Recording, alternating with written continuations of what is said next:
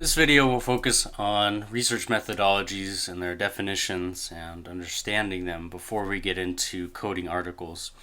Research methodologies will be a little bit confusing at first until you begin to understand them. They'll get a lot easier with time as you learn to look for different things on how to code these articles.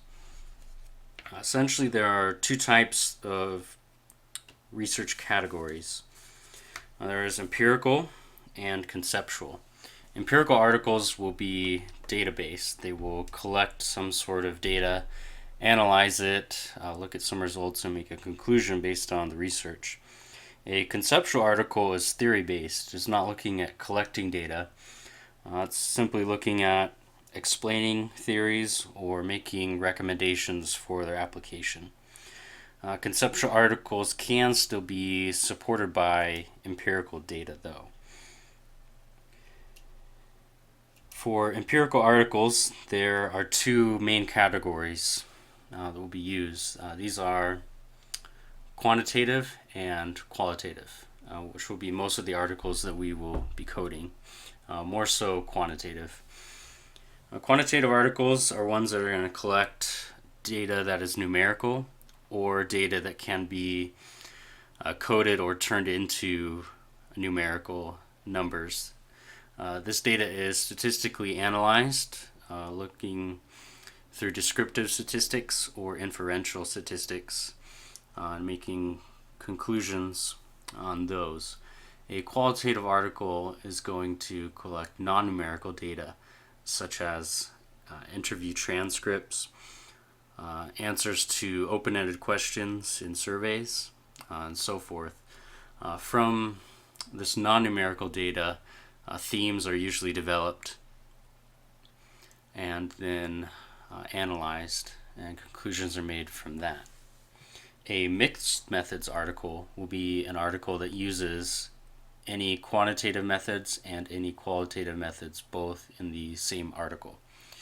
This is usually easy to find as it's indicated in the title sometimes, or it will be indicated somewhere else, especially in the method section. Two other types of empirical research are meta-analyses and non-living sample research. Meta-analyses are research where previous studies centering around a topic or research question are combined into a super statistical study, and different conclusions based on other authors' statistical analyses of their research are compared and contrasted, and a generalized conclusion is reached regarding the body of research around a specific topic or area. These will be coded separately into the fifth category, because these articles are technically using other research studies for their sample.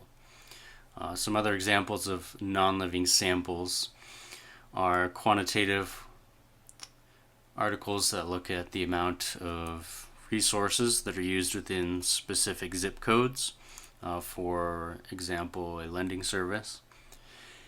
Another example would be to look at different websites of colleges and to compare and contrast the different types of information that are listed there, and then maybe even to compare the number of people who visit certain web pages that are linked to home pages and so forth. So these non-living samples and meta-analyses will be coded as a number 5. And lastly, I will come back to conceptual articles. As we mentioned before, these will be theory-based, although they can be supported by data that is cited from other sources. These articles will typically be easy to find as they have no methods or results section. Sometimes these papers are described at the end as being presented as a research paper at a conference, or that they are an editorial or an opinion piece. So conceptual articles will have an introduction and a conclusion. but they will not be looking at collecting data. Their purpose is to explain theory in some way and helping other people to understand it or its applications. So those are the 5 categories that are